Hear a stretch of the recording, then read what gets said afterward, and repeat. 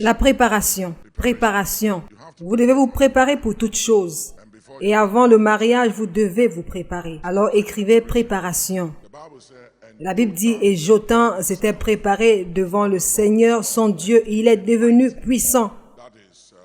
C'est dans 2 Chroniques 27, verset 6. 2 Chroniques 27, verset 6. Écrivez, la préparation est très importante dans la vie. Lorsque vous n'êtes pas préparé pour quelque chose, vous n'êtes pas prêt pour cette chose. Il y a de cela quelques années, un ami à moi, c'était millionnaire, il était prédicateur. Il est venu me rendre visite et nous avions des difficultés financières. Et il m'a dit, Nick, je voudrais te donner $1 million et tu me le rembourseras dans 2 ans. Premièrement, qu'est-ce que tu en feras? Et deuxièmement, quel est ton programme de remboursement? Et je lui ai dit, je vais y réfléchir. Et il a dit, je suis désolé, je vais te bénir, je vais te faire un don, mais je ne te donnerai pas mon $1 million. Alors il m'a donné un peu d'argent, mais pas $1 million. Je lui ai demandé pourquoi. Il a dit, tu n'es pas prêt, tu n'es pas préparé, tu n'as pas de plan. Parce que tu ne t'es pas préparé et tu n'as pas de plan. Alors si je te donne cet argent, déterminera ta direction. Alors pour se marier, vous devez être préparé. La préparation vous rend prêt. Et la préparation déterminera la personne que vous allez épouser. Si vous êtes préparé, vous serez prêt. Et je vous le dis, la personne que vous épousez a bien de choses à voir avec la préparation. Si vous n'êtes pas préparé, vous ne serez pas prêt quand la bonne personne viendra. Si vous n'êtes pas préparé, vous ne serez pas prêt quand le bon moment arrivera. Deuxièmement, vous devez bâtir de la valeur. Bâtir de la valeur. Ta valeur détermine ton prix sur le marché. Bâtis de la valeur. Améliore ta valeur ou alors améliore tes capacités. Ajoute de la valeur à toi-même. Et tout cela revient à la préparation. Lorsque vous voulez voyager, vous devez vous préparer. Pour voir le médecin, vous devez vous préparer. Pour faire une opération chirurgicale, vous devez vous préparer. Pour construire une maison, vous devez vous préparer. Pour une réunion, vous devez vous préparer. La préparation pour le mariage est biblique. Alors cette année, tout au long de l'année, nous avons des plans pour travailler avec vous pour que vous ne puissiez pas vous marier par erreur ou par hasard. Vous ne devez pas également vous marier à cause de la pression des circonstances ou à cause de la frustration ou une sorte d'anxiété. Tu n'as pas besoin de te marier dans ces circonstances-là. Tu peux te préparer, tu peux être prêt. Et je te le dis, la préparation, une fois de plus, déterminera ta valeur sur la place du marché. Certains d'entre vous, vous êtes sur le marché. Quand je dis que vous êtes sur le marché, cela veut dire que les gens vous observent. Votre valeur détermine également les personnes que vous allez attirer. Écrivez-le. Ta valeur déterminera la personne que tu attireras.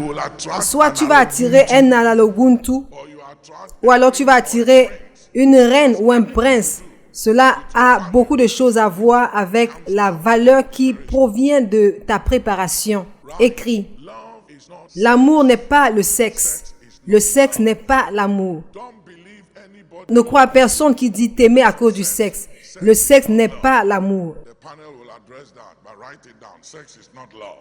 Alors, certains d'entre vous qui pensent que le sexe est l'amour, sachez que ça ne l'est pas.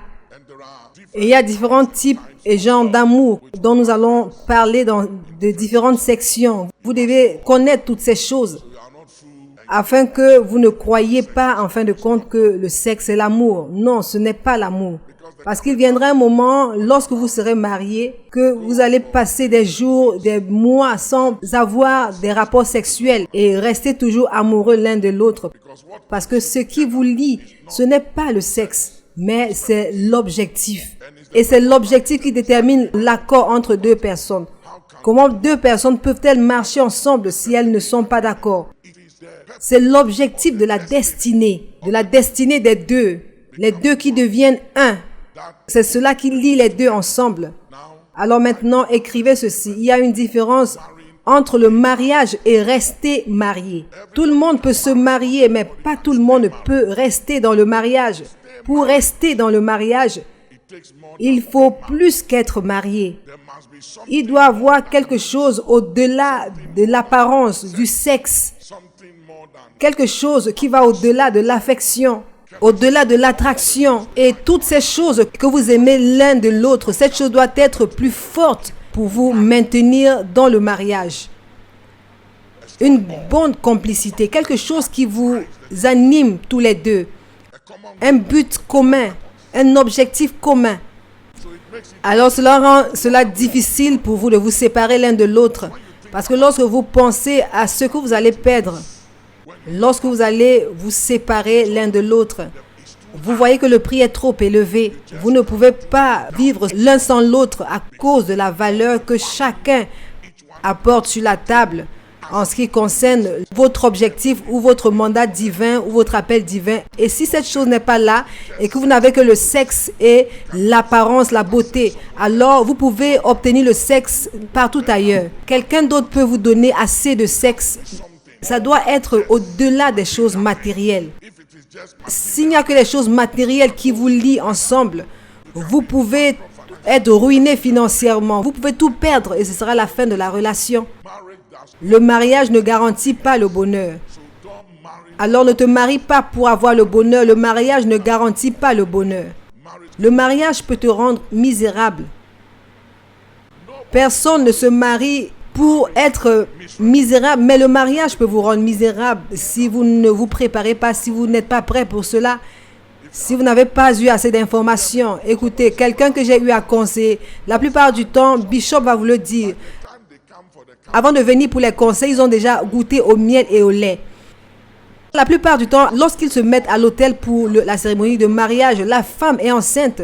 Ça, ce n'est pas la garantie. Si tu te maries pour le bonheur, alors ne te marie pas. Parce que le mariage, c'est un travail. Écrivez, le mariage, c'est un travail. Le mariage, c'est du travail. Et le mariage, c'est aussi les responsabilités des deux côtés. Et chaque personne a un rôle à jouer, l'homme, la femme. Il y a une alliance entre les deux parties et chacune d'elles a un rôle à jouer.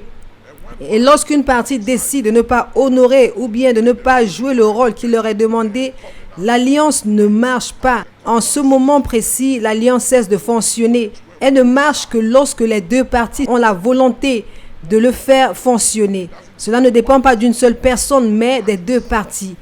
Et alors, c'est mauvais et dangereux pour l'homme de dire, la Bible dit, soumets-toi à moi. Chaque fois que tu exiges la soumission, tu as perdu ton autorité. Et c'est également mauvais pour la femme de dire, c'est ainsi que je suis, Dieu m'a donné à toi, c'est comme ça que je suis, vis avec moi. Non, je ne vais pas vivre avec ça. Améliore-toi, améliore ton comportement. Le fait que Dieu m'ait donné à toi ne veut pas dire que tu vas continuer d'être comme tu es. La vie est un progrès. Change, améliore-toi, sois meilleur. Alors ne cite pas les Écritures en disant, la Bible a dit, deux feront un. Prenez soin de vous, améliorez votre comportement. Il y a des choses que l'on doit dire aux femmes. Les femmes plus âgées vont s'adresser aux filles. Et les hommes également, nous allons nous adresser à vous comme des hommes. Parce que nous avons eu des situations où un frère vient et dit, « Papa, parle à ta fille. Elle ne s'occupe pas bien d'elle. » Est-ce que vous savez ce que ça veut dire? Tu dois t'occuper de toi-même pour ne pas sentir mauvais. Ok? Vous me regardez. J'ai eu une situation où l'homme est aussi venu dire, « Papa, ses aisselles sentent mauvais. » Vous me regardez. Ce sont des problèmes que vous devez régler. Les odeurs peuvent sentir dans vos narines. Dans un mariage, les mauvaises odeurs peuvent faire en sorte que le mariage sente mauvais. Alors vous devez traiter avec cela maintenant. Ne vous mariez pas pour de l'argent. Cherchez votre argent avant de vous marier. Il en va pour l'homme et la femme. Les sœurs, n'attendez pas qu'un sugar daddy laisse sa femme pour venir vous épouser.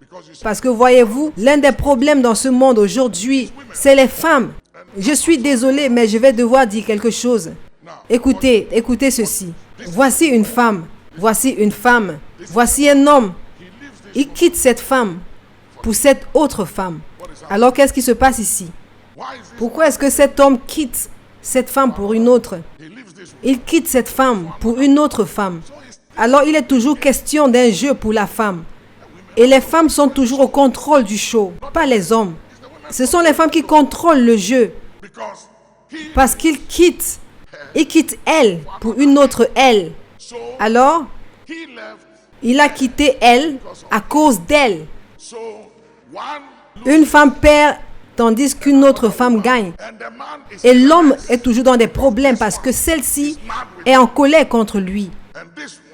Celle-ci et celle-là se bagarrent. Deux femmes qui sont en train de bagarrer pour un homme. Et bien qu'il l'ait quittée, elle est toujours en train de la combattre. Et s'ils ont des enfants, ça devient plus compliqué. Vous devez être prêt pour ce genre de voyage. Le mariage est un voyage. Chaque fois que vous voulez voyager, vous préparez, vous planifiez, vous préparez pour le voyage. Vous prenez des affaires avec vous. Si vous voulez aller à Londres maintenant, il fait très froid là-bas. Aux États-Unis, il fait très froid. Vous devez porter des vêtements d'hiver. Vous devez vous préparer à affronter le climat. Le mariage a besoin de préparation. Et je vais permettre à nos mamans de parler à nos filles au sujet de la cuisine, préparer et nettoyer la maison. Voici quelque chose dont on parle dans le livre de 2 Corinthiens. Si vous n'êtes pas marié et vous êtes une sœur, tous vos projets, votre point focal, c'est sur le Seigneur. Dès lors que vous êtes marié, tout ça change. 1 Corinthiens 7, verset 34. Il y a de même une différence entre la femme et la vierge. Celle qui n'est pas mariée s'inquiète des choses du Seigneur. S'inquiète de quoi? Est-ce que vous savez que maintenant que vous n'êtes pas marié, vous aimez le Seigneur? Vous êtes dans les choses de l'Éternel. Mais regardez le changement. Afin d'être sainte de corps et d'esprit. Et celle qui est mariée s'inquiète des choses du monde, des moyens de plaire à son mari. Les choses du monde et les moyens de plaire à son mari. Les dynamiques changent. L'équation change. Dès l'instant où tu vas te marier, les choses vont changer. Alors tu dois savoir toutes ces choses et te préparer en conséquence. Tu dois également savoir à qui tu te maries. Si c'est quelqu'un qui va te permettre d'être toi, ou alors c'est quelqu'un qui va t'éteindre. Il y a des femmes aussi, les hommes. Il y a des femmes également. Peu importe qui vous êtes, elles sont tellement dominatrices. Certaines peuvent manipuler votre vie tout entière et ruiner votre vie. Vous devez savoir toutes ces choses-là. Et vous devez étudier la personne que vous voulez épouser. Étudiez-les. Apprenez à les connaître. Visite cette dame. Visite la dame très tôt le matin avant même qu'elle ne prenne son bain. Il faut voir son véritable visage. Tu dois la voir sans son maquillage. Et sœur, va chez le frère, va là où il vit, vérifie sa chambre, ouvre sa voiture, regarde s'il est propre ou pas. Regarde sa façon de se vêtir dans sa maison, pas lorsqu'il sort. Est-ce qu'il est propre? Sinon, vous allez devenir une ménagère. Et frère, vous devez savoir comment vous adresser aux sœurs. Vous ne devez pas rencontrer une sœur et lui demander comment va sa vie de prière. Comment était ton temps d'intimité avec le Seigneur? Elle a une vie de prière, elle a un temps d'intimité avec Dieu. Et plusieurs des sœurs sont à la recherche des hommes hors de l'église parce que les frères sont ennuyeux. Vous ne savez pas comment vous adresser aux sœurs. Vous ne savez pas comment vous adresser à elles. Une histoire vraie qui s'est produite à l'église il y a de cela quelques années. Un frère qui amenait une sœur à la chorale et la ramenait à la maison. Il avait fait pendant longtemps et ne disait rien à la sœur. Et aucun autre frère ne l'approchait parce qu'il pensait tous que ce frère avait déjà fait le mouvement.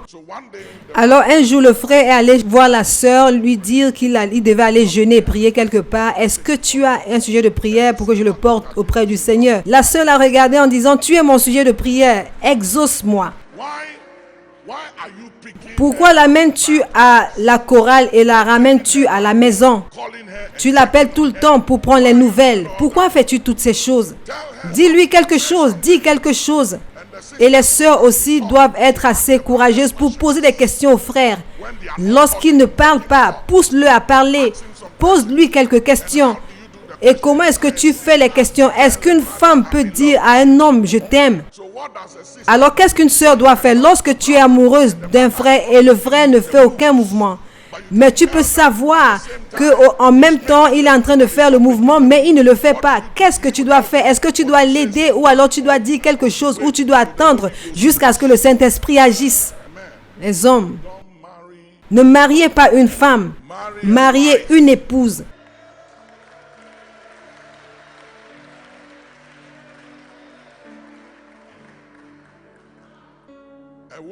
Une femme pense à elle-même. Une épouse pense au mari.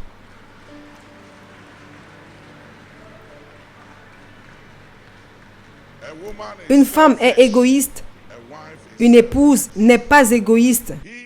Celui qui a trouvé une épouse et non pas une femme a trouvé une bonne chose et la faveur de Dieu est avec lui.